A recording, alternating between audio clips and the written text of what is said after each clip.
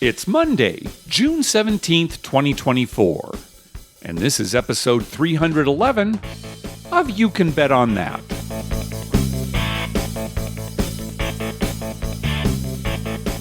Hi, everybody. Welcome to You Can Bet on That, a podcast for the recreational gambler. I'm Mark Duvall. And I'm Dr. Mike. All right, listeners, please indulge us for just a little bit. We're going to talk about craps in California because there's been a new development. Sherry and I went out to Jamul a couple days ago, and we were horrified to find that they have gone back to shuffling the cards for every new shooter. Remember, we had talked about how they were setting up the cards ahead of time to ace 1, 2, 2, 3, 3, 4, 4, etc., so that it was like real craps, and they would only shuffle the cards if a player asked them to. Well, they've gone back to the old way. I pulled one of the florists, his name's Glenn, super nice guy, and asked what had happened. He said, so Jamul and Pechanga were the only two that were doing this, they called it Vegas-style craps. And I confirmed with Glenn that, yeah, both casinos had gotten approval from the California Gambling Control Commission to deal it this way. Well, apparently what happened was one or more of the other tribal casinos complained or went to gaming and said, hey, this isn't, how come? Because they were losing business to these two casinos, right? And so gaming just kind of threw up their hands and said, forget, we don't want to go through all this and the politics and everything. Everybody has to go back to the way it was. So that's what Glenn told me, and that sounds like that is probably the case. Why not go to the other way? Why not say, okay, to these other casinos, you can do it this way too? And that's what we thought was going to happen, right? It was going to spread. Yeah. But maybe each tribe had to submit the request individually. It wasn't something that gaming was going to say, oh, you could all do. I don't know. Again, it's politics, it's red tape. Yeah, that would have been nice. Maybe there's some money involved in that. Yeah. Maybe they have to not only apply, but pay some kind of fee or something, or I don't know. Yeah. So anyway, we're back to the way it was. Nice while it lasted. Maybe it'll come back. But yeah, I had gone to Diamond Joe Worth yesterday, and one of the guys out there who's originally from the LA area, he said, one of my friends told me they have real craps now. And I said, yeah, they did for a while. Because you had just told me this. And then I explained it all to him. He used to go to Pechanga a lot because he lived in LA. Yeah. So, he was a little disappointed. And he's like, so when I go to visit, it's back to card craps? Yeah. Yep.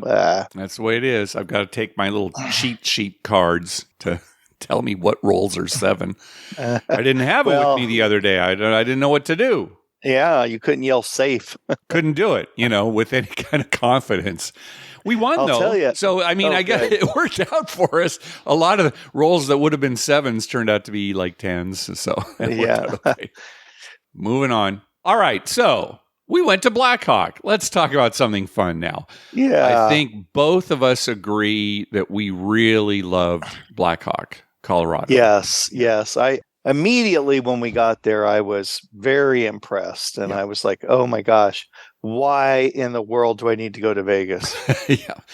It is great. A lot of the casinos are close by. Mike, I wrote down some notes here. I don't know if we're going to go chronologically through our trip because I don't know. I'm kind of scatterbrained when I wrote all this down. And we had a long trip. It was like a week for both of us. Yeah, Sherry and I showed up a little bit early, so we did some hiking, which was great. The weather was terrific. You and Lynn stayed a little bit afterwards. I know you guys did some sightseeing, that kind of thing. Yeah, we did a lot of sightseeing. But let's talk about the trip and the casinos and everything. Yeah, love that Blackhawk, all the casinos are kind of close by, and you can walk between them.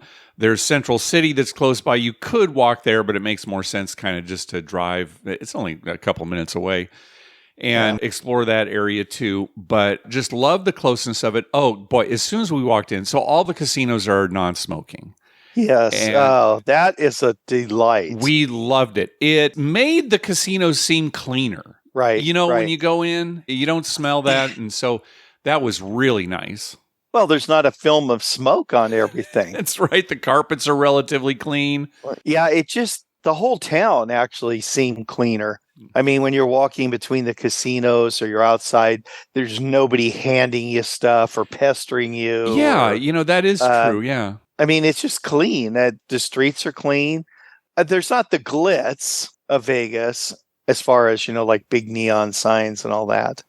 Well, and they But try to make the decor fit with the Rocky Mountains, right? Rocky And Mountains, everything right. there. So, yeah, they did a pretty good job of that, I think. Yeah. And for me, the fact that, there's a lot of casinos close together, you have tons of choices of where you want to play or what you want to do. It's clean. And if you like outdoors, if you need to take a break instead of going to some lounge or something, you can drive through the Rockies there. I thought it was wonderful. Yeah, and like I said, Sherry and I did a lot of hiking. There's hiking very close by. Let's talk about the gambling a little bit. It was kind of surprising that the craps rules, they were different at virtually every casino. Yeah. You had anywhere between 10 times odds up to 100 times odds. Some places collected the VIG ahead of time on buy bets, while others, afterwards. So some you could buy the 5 and 9 and others you couldn't. Right, yes. We found that the overall best rules for craps were at Horseshoe, which is where you and I were staying. The only downside to that was that it was a $15 minimum pretty much all the time, whereas most of the other casinos were $10. And at Horseshoe, they had 3 craps tables. Sometimes there was only one open, and it was the crapless table. Yes. So that's a downside, although the last night we were there, we killed it on the crapless table. It was 2, and 3, 11, 12. Yeah, it was nice. What's funny is I can't say that I'm a big fan of crapless, but it was kind of fun playing on there. It definitely was. Sherry was saying that it's more exciting on a crapless table when things are going well. I mean, there were some times earlier in the week where person would come out on a point, roll a 6, roll a 9, and then 7 out, right? You just get slaughtered on that because you've taken all the numbers. But hey, and we made those dealers work on that last night when we were having, oh my gosh, they were sweating so hard because we were pressing up numbers. There were, like 4 of us on one side. They only had half the table open for most of it.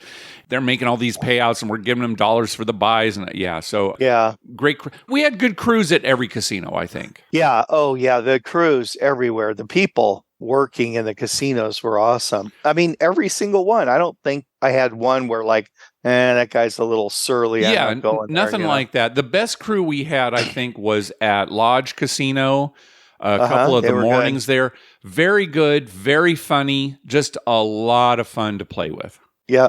Yeah, and it makes the atmosphere even that much better. So you had all this stuff going for you from a standpoint of a variety of games and things that you like, no smoking, blah, blah, blah. And then the people were great. So there was no downside really to the gambling. You're going to win. Sometimes you're going to lose. But other than that, it was very fun, I thought. Yeah. It was great to see everybody. I'm not going to try to name everybody because I know we will forget people. Yeah. But again, it was great to see everybody there and play with you. And we had some meals together. It's a great meetup place. Yeah, I agree. And in a second here, we'll compare it to Biloxi because there's some similarities, there's some differences. I know we missed the Biloxi trip this year, but I want to talk about kind of some differences. A few stories here. We had lunch one day at Dostal Alley, which is in Central City, and a bunch of us kind of took over the video poker bar there. And we're yelling back and forth about hands that were playing, this kind of thing. And listener Michael at one point asked, do I keep 4 to a flush or 3 to a royal? That's the big question, right?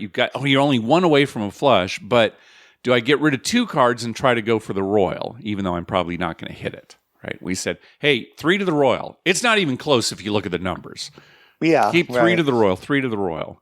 And so he said, okay, this is going to be painful. Hit the button, hit a royal flush.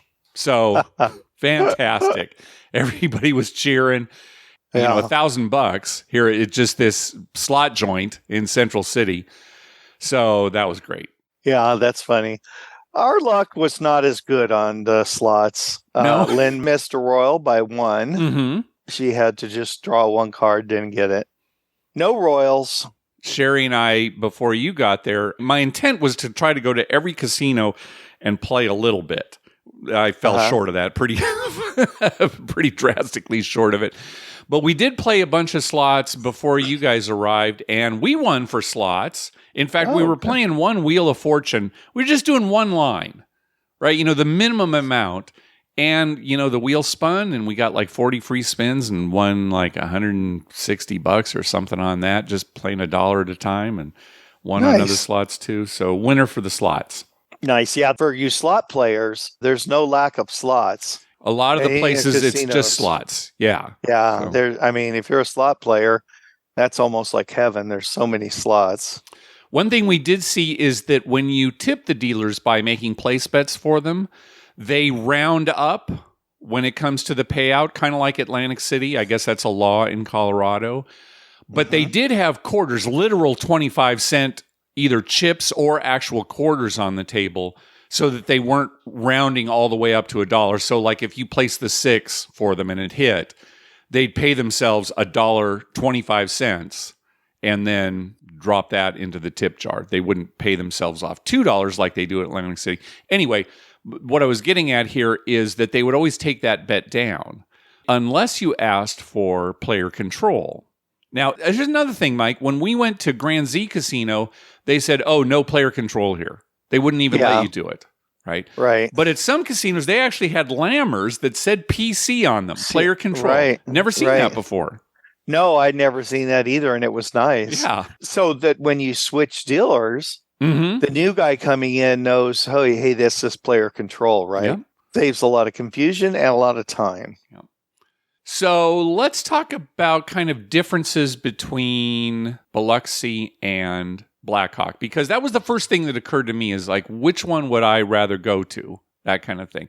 Now, Colorado's closer to us, so it's a shorter flight.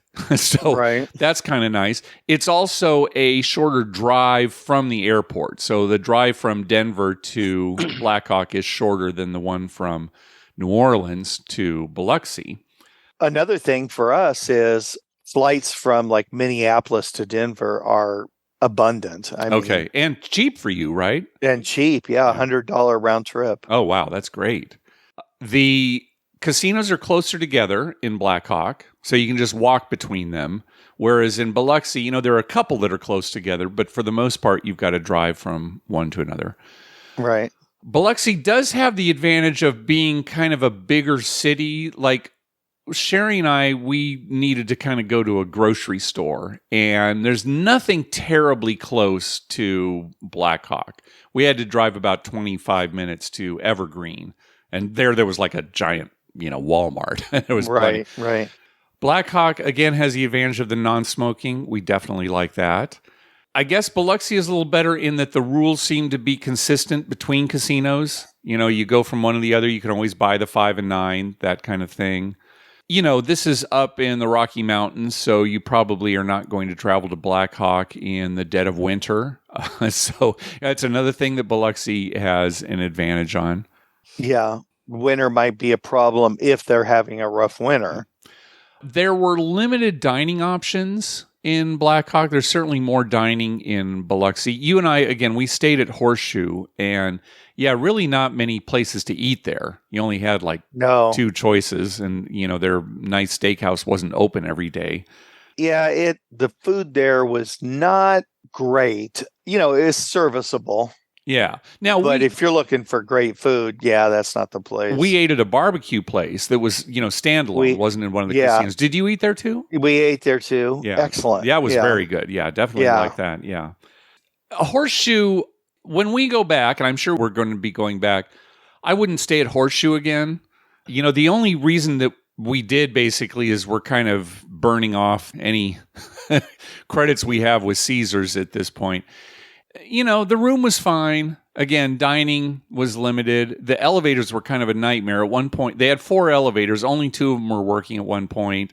They weren't working that well. It was kind of nice that you'd get on the same elevator to go to the parking lot or go to your room.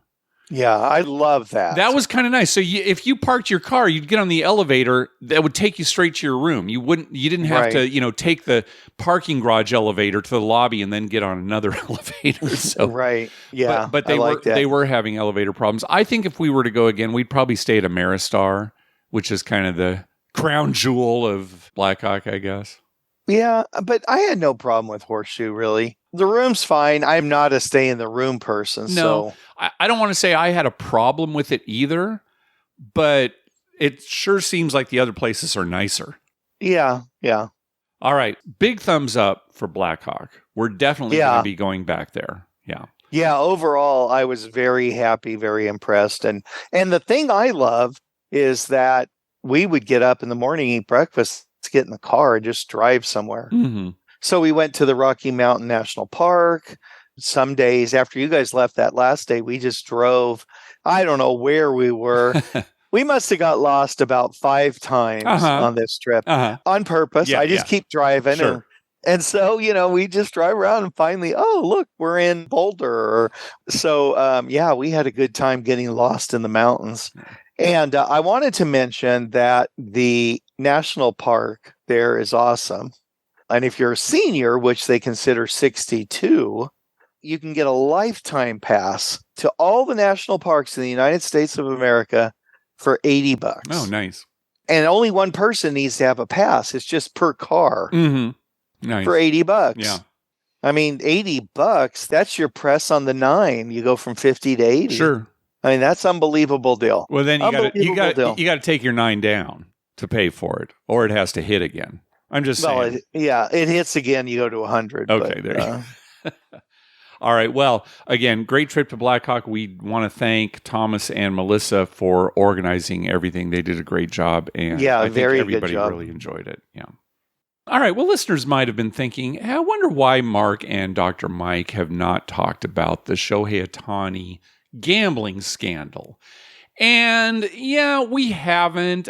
The thing is, there are a lot of opinions on it. There was a lot of speculation. It's starting to kind of get wrapped up now. There was, how could Ohtani not have known that his translator was stealing money for blah, blah. There's still probably a lot of unanswered questions. And we didn't really want to go down that road. So we haven't even mentioned it. Well, something happened here recently that hit a little closer to home. So a Padre player, Tucupita Marcano, who he's technically a Padre, but I don't think he played any games, did he, Mike? No, he never took the field as a Padre. So, he was on the roster, but he had been traded from the Pirates. So here recently, he has been banned for life, by Major League Baseball for violating the league's gambling policy. Now, he wagered more than $150,000 on sports between October 2022 and November 2023, and some of those bets were on Pirates games while he was on the Pirates roster. Now, he was on the IL when he made these bets, but he was still on the Pirates roster, and that's a no-no. There were some other players who have been banned for like a year because they were betting on sports. But Marcano specifically, some of his bets were on Pirates games. That's a no-no. That's banned for life. Now, some of you may have heard that he only won 4.3% of his bets, but a big reason for that was he was betting parlays, not individual bets on sides and totals. So it wasn't that he was that bad a gambler. It's just that, some were parlays. This is a no-no. And Mike, as far as I'm concerned, this lifetime ban is completely appropriate. Oh, sure. Yeah. Well, you can't be betting on your own team because there's a lot of inside information that goes there. And you might say to your buddy, hey, I got a lot on tonight's game for us to lose. And, it's just. Yeah, MLB, even in their investigation, found that he didn't really have any knowledge necessarily that would help him determine. But that's not the point. He's betting on his own team. Well, the problem is if you let it go, then other people start doing it, and they do change, outcomes and stuff. You hear a lot in the press about, Major League Baseball and a lot of other leagues are hypocritical because, they're promoting gambling at this point, but then, their players are gambling and they're, fining them or banning them. I don't think it's hypocritical. This is how you keep things like this in check. Right. They're embracing gambling because gambling is going to happen no matter what. And they're trying to stay on top of things. Going back to the Otani situation, his translator, he wasn't making legal wagers. He was doing it through a bookie. Right. So it's not like the proliferation of legalized sports gambling through the country is causing this to happen. Gambling's always going to be there. Right. So the leagues might as well take advantage of it while they can, while keeping an eye on their players. So, yeah, that's my opinion. And again, kind of one of the reasons we didn't bring this up is because then you have to talk about Pete Rose and his situation, and that's complicated, and should he be in the Hall of Fame? And I don't want to get into that discussion either, because that's very complicated too. I'm not a big Pete Rose fan, so I'm probably biased if we were going to talk about it. But in this case, I think this is the correct, it's too bad for him, but I think it's the correct judgment. Well, the one thing that burns me up is that every time I would hear about this, I turn on the TV and they would say, blah, blah, blah, a Padre, and they just got him from Pittsburgh. He hasn't played for the Padres or anything, but it's inevitably linked to the Padres now because... you and I are thinking, who? Who are they talking about? That's what gets me. Why don't they say ex-Pittsburgh Pirate? But he is technically with the Padres, or he was until he got banned, so... Yeah. All right, we got an email from listener Barry. He was on a cruise recently, and he got wiped out at the casino. It just wasn't good for him. And on the last day, he realized he hadn't gotten his souvenir casino chip, and he only had a little money left. So he went to the cage, and they wouldn't sell him a chip. That's not uncommon. There are plenty of casino cashiers they should be allowed to do it. I don't know. Checks and balances, whatever, but that's not uncommon. They say, no, you got to go to a table. So he went to the table. He went to what he thought was a blackjack table, just real quick, wasn't paying attention, and bought in for 20 euros. But once he got his 4 red chips, he realized it wasn't a blackjack table, but was something like Ultimate Texas Hold'em with a 10 euro minimum. Anyway, so he didn't have enough chips to correctly play even a single hand, right? Because, it's multiple bets. Right. So now reading through his email, it appeared that it didn't matter to Barry whether he took home a 5 euro red chip or a 1 euro white chip for a souvenir.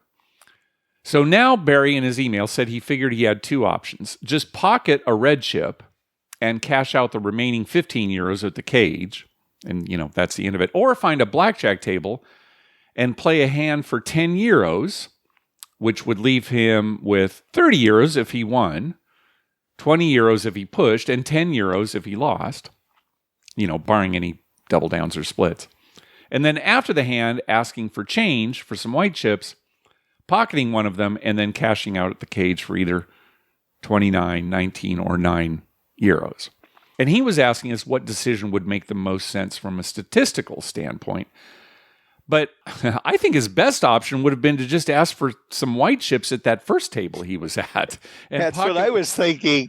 Why one do of them. You just buy in for the 20 euros and then say, oh, can I get some white and get 5 of the euros in white, put one in his pocket, go to the cage and cash out 19. Yeah, that wasn't one of the options that Barry mentioned in his email. So unless we're missing something, I don't know why you would have to play a hand before you ask for white chips on the table, especially since at that first table that wasn't blackjack. I mean, they sold him the chips and obviously he was able to walk away without playing, right? So you would think he'd be able to say, oh, cash in one of these reds, give me some whites. So anyway, we would say that would be the best option, is to just ask for whites at the table.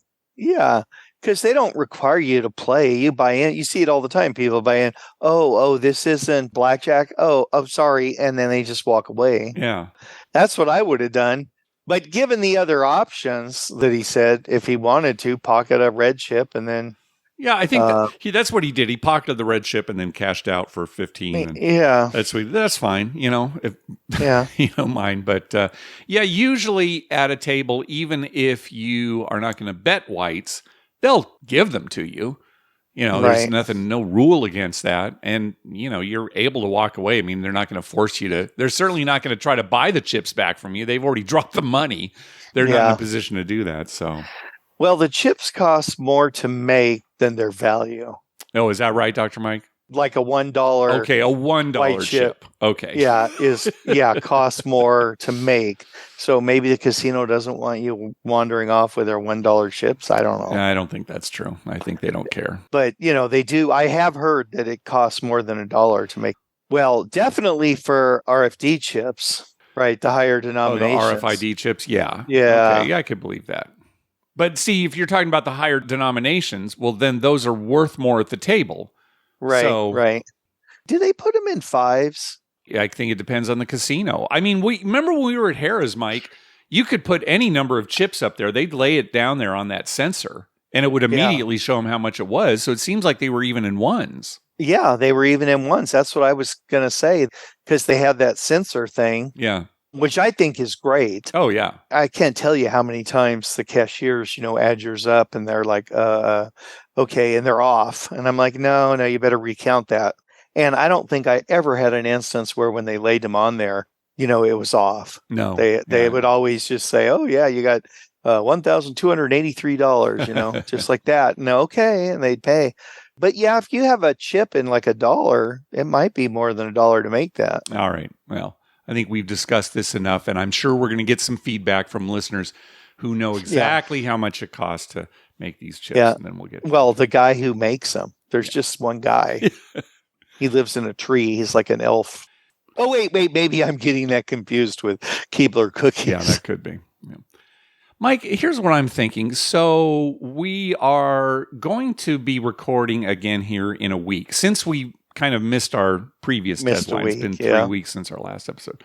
We're going to record here in a week again.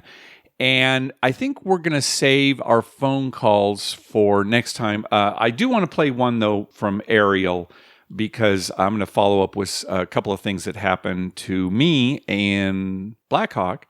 So let's hear from Ariel. Hey, Mark, Dr. Mike, this is Ariel. So just a couple of trip reports I haven't called in a bit, but so I went on a cruise to go to Alaska. That's a blast. I recommend that to everybody. $5 minimum on the craps table, only open from 8 o'clock to 12 or 11. They did have the bonus, all tall, small. We hit it. That was great. That was a lot of fun. The staff was really helpful, really good, and it was a lot of fun. Another trip went to a casino, Parks Casino in Vancouver, Canada, and they also had craps, one table. But it wasn't open when we were there. We were there in the morning, afternoonish. So I guess they only open at night. Canadian money, of course. It was a nice little place. Well, it was 2 stories, so it was pretty good. They had a lot of slot machine and table games and just one craps table though. That's Parks Casino. Also, I wanted to kind of let you know of an experience. So I know you guys recommended Tamul, but I went to Harrah's, San Diego.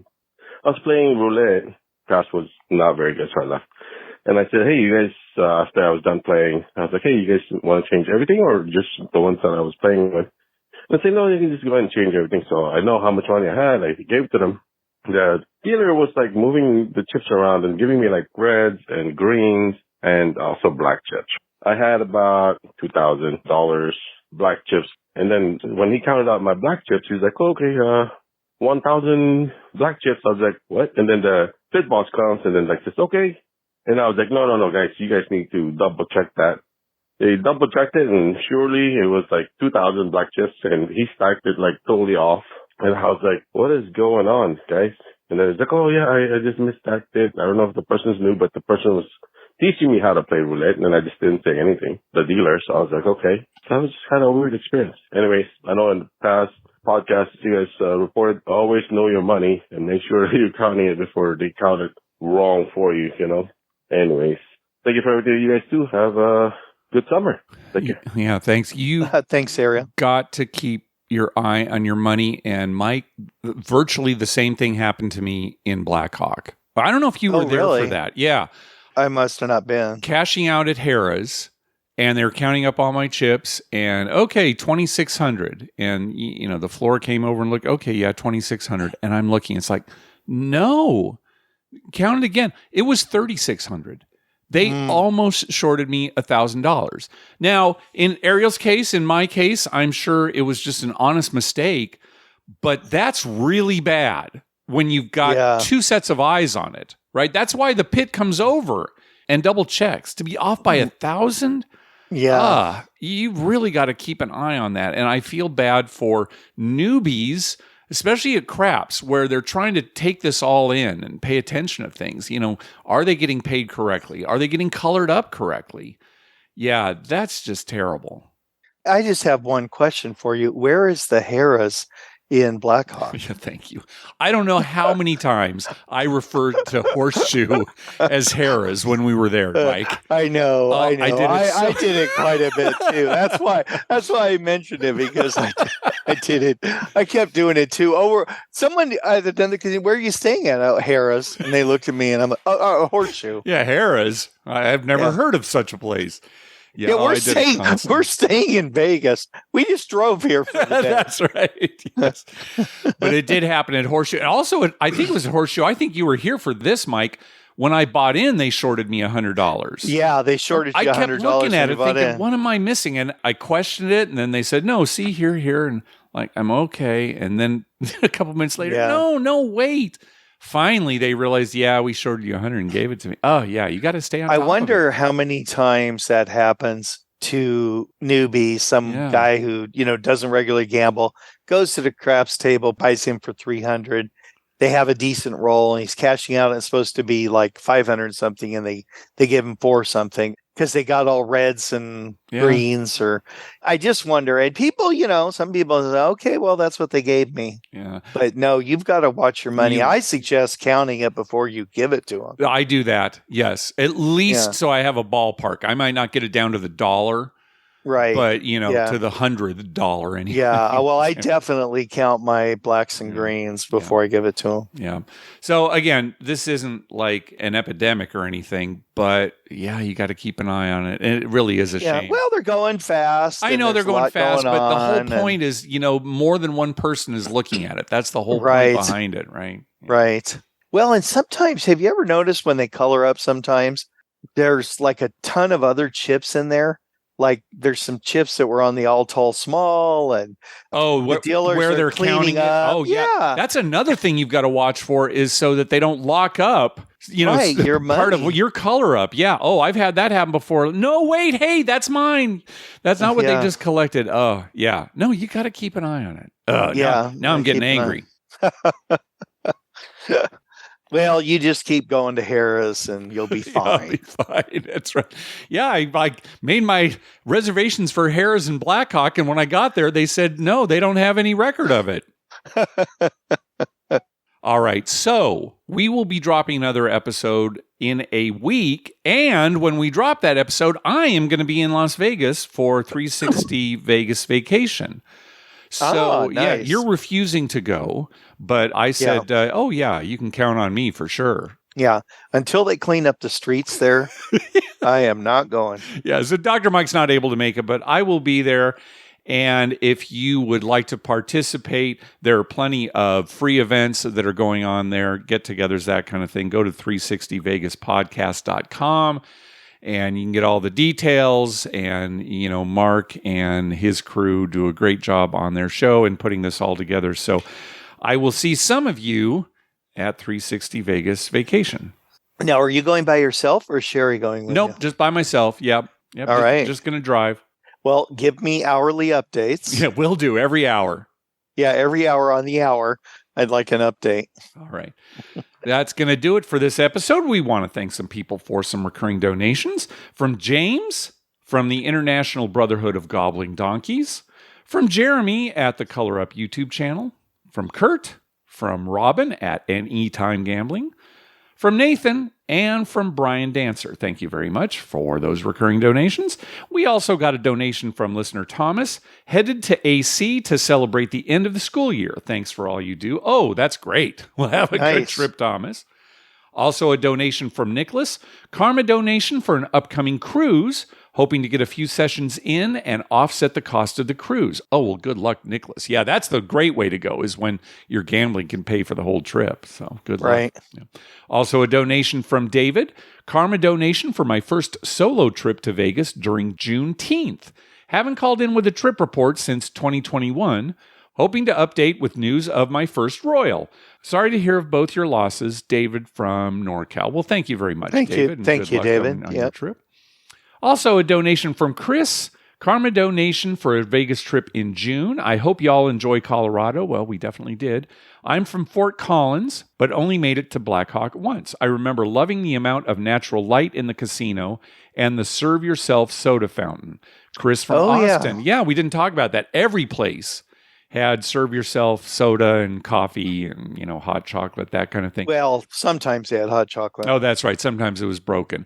And yeah, a lot more windows than you would find at casinos, say, in Las Vegas. So yeah, that was great. Also a donation from Raji. You'll be receiving 2 of these. A Karma donation for my Vegas trip with Boise Billy D from June 2nd through the 4th. Well, hopefully you had a good trip there. And also a 2-way yo bet for you and Dr. Mike in Colorado. Capital letters because you got to yell or else it'll lose. Choose wisely you must. Yeah, he wrote 2-way yo all in capitals. Well, unfortunately, Raji, we did make the bet. It was at Horseshoe. And it didn't hit. What I think it was like a 6. Hit. We did it on the come out roll. I think it was a 6 or roll, something like that. But thank you very much for that, Raji. Also, a donation from Ed, Karma donation for our upcoming trip to Vegas for the USBC National Tournament at the South Point. Hoping for good luck on the lanes and at the tables. I know Dr. Mike was a bowler back in the day. Has he ever bowled in Las Vegas? Ed from Chicago. Did you ever bowl? Never? No. Huh. No, and there were plenty of times when I thought, we drove here. Why didn't I bring my stuff and, go to one of the alleys there? Yeah. And just never did. Never did. All right. Paul and his group of buddies are going every year. They'll be there at that. That's right. I think they're going to USBC. Orleans. Yeah, Orleans. Yeah. Yeah, Paul told me a few weeks back that they were going again this year for that. Yeah. Well, and I said, well, yeah, we won't. He was wondering if we might be there. And I said, nah. All right. Well, good luck, Paul, even though he doesn't listen to the show. Right. Also, a donation from our friend Richard. Karma donation for a trip to Vegas on June 14th for the WSOP. Oh, and that just was a couple of days ago. And all other forms of gambling, as well as hoping to be there for a month. Could be a week. We know what that's like. Love the show. Thanks for the weekly entertainment. Richard from London. Well, thank you very much. Good luck. Also, a donation from Kevin. Karma donation for my upcoming Vegas trip on June 21st for my bachelor party. Oh, congratulations. Nice. Bringing 15 people, and more than half of them have never been to Vegas. Question, I was wondering what would be the best way to schedule in time for gambling in the itinerary, but I think the best way is to actually schedule the other non-gambling events and just assume all the rest of the time we are gambling. What do you guys think? Thanks for the show, and we'll hopefully get back to you with a trip report. I completely agree. Make all the non-gambling plans, and everything else is just gambling. Right. Yeah, just work around those plans. Yeah, especially if you're bringing people who've never been to Vegas. If you try to plan gambling too much, it might be a bit of a hassle. Can you get everybody on a table? Are people comfortable with the limits? Do they all know the rules? No, I think just filling in the blanks is the way to go. Yep, I would agree. And I would suggest, if he's taking 15 people, if each one of those people bring him $100, yeah, he's got $1,500, then I would just, all the way across, $1,500. All right, that sounds good. So, Kevin, see if you can get all your buddies to listen to this episode and hear Dr. Mike saying they should each give you $100, and maybe it'll work. Yeah, or 1,000. I mean, depends on your friends. You know them better than me, but 1,000 it could be good. Good luck, Kevin. And finally, a donation from Thomas, who set up the Blackhawk trip with Melissa. Here's the payout from the Twins covering against the Rockies. Yeah, he made a bet. He took the Twins, the run line -1.5, and I think the Twins slaughtered them. So yeah, that was a day they scored a lot. Yeah. It was great hanging out with both of you guys in Colorado. Looking forward to next year already. Yeah, it might become. Yeah, they did a great job. Yeah, it might become a yearly thing, kind of like Biloxi. We'll have to see. We certainly enjoyed it. So I mean, we have to go back. I've got my lifetime pass to national parks. Yeah, so you got to take advantage of that. Yeah. Hey, at the top of our webpage, you'll find a link to our store where you can buy You Can Bet on That merchandise. Also, you can find a list of all the gambling-related shows coming up on American television at youcanbetonThat.com/TV-listings. And we've got a list of gambling-related movies at youcanbetonthat.com/movies. We'd love to hear from you. Call our voicemail hotline at 951-292-4377. That's 9512-WAGERS. 9512-WAGERS. Or you can email us at youcanbetonThat@gmail.com. We're also on Twitter at YouCanBetOnThat and on Facebook at facebook.com/YouCanBetOnThat. What do you got, Dr. Mike? Well, Mark, I'm going to give you the animal count for my trip to Blackhawk. Oh, okay. This is different species? Is that what you're going to give me the count of? Okay. Different species. Okay. One moose. Okay. We saw a moose in a lake. Mm-hmm. We saw 5 elk. Okay.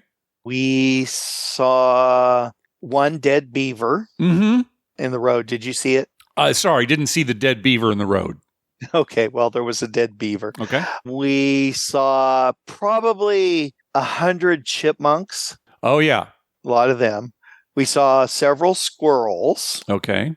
0 deer. I was surprised about that. Oh, Sherry saw some mule deer when we were up there. Oh, she did. Mhm, Okay. yeah. Yeah, we didn't see any deer. 0 on the bighorn sheep. We didn't see any of those, even though we were constantly looking for I'll tell you what, don't mention any more of the zeros, okay? Because we could be here forever. Okay. There are quite a few species in the world. Yeah. I 0 tigers. Yeah, right. Going on and on. We saw probably about 200 bikers. Oh, uh-huh. The Homo sapiens species. Yeah, we saw a lot of those ourselves, yeah. Yeah, and obviously there's an insane asylum somewhere near there because these people were at 2.5 mile elevation riding their bike uphill. Yeah, we saw some of these bikers too, and we were thinking, how do they do it? I mean, some of it was so steep. It would be so much easier just to walk your bike. In fact, it was funny. We saw a couple of bikers pass each other on one of the paths. One of them was walking, and one of them said something like, "Oh, it's a nice day to walk your bike." Yeah. Well, when we got to the top of the peak in the Rocky Mountain National Park, it's over 2.5 miles up. Yep. And there's guys riding up the hill. Uh-huh.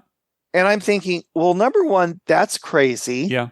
And number two, how do they get down? Is there somebody up there who meets them and takes them down? What are you talking about? They ride down.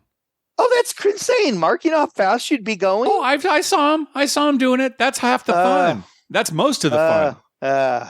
Okay. I'm not justifying it, Mike. I'm just telling you the truth. Yeah. You know what, though? I would rather see that than have some older lady hand me a little card with stripper numbers on it. Yeah. As I'm driving by. As you're driving by. Does that happen to you in Vegas? They actually, as you're driving by, the porn slappers actually. Vegas, you're walking, but I'm not going to be out walking at 2.5 miles high. All right. In the car. All right. You're coming off the rails a little bit here, Dr. Mike. Anything else? No, but we did have fun seeing all the animals and stuff. Yeah. So, Blackhawk might become a regular event for me. Yeah. I think so for us as well. Yeah. And that's it, Mark. It's Father's Day, so happy Father's Day to you all and the everybody fathers out there, and grandfathers. And also, today is the final day of the U.S. Open. That's right. So that's on my agenda to watch that on Father's Day, watch the baseball game, the Indiana Fever WNBA play today. So I'm going to watch that. All right. And that's my Father's Day. All right. Well, enjoy. We'll talk to you in a week. Thank you for listening. Good night.